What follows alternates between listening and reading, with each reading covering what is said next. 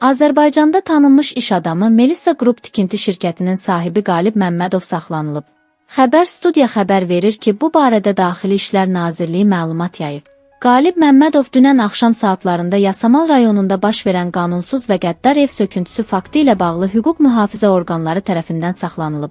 Xatırladaq ki, Melissa Group Yasamalda kompensasiya ödənilmədən və hüquqi razılaşma olmadan içərisində hələ də sakinlər yaşayan yaşayış binasını söküb.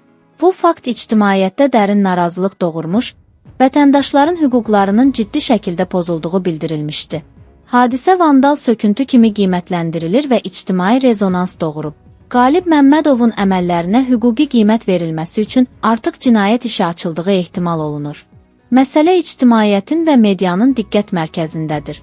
Hüquq mühafizə orqanları bildiriblər ki, araşdırmalar davam edir və hadisənin bütün iştirakçıları məsuliyyətə cəlb olunacaq. Bu hadisə bir daha göstərdi ki, vətəndaş hüquqlarını pozan və özbaşına addımlar atan heç bir sahibkara güzəşt olunmayacaq. Qanun hamı üçün eynidir.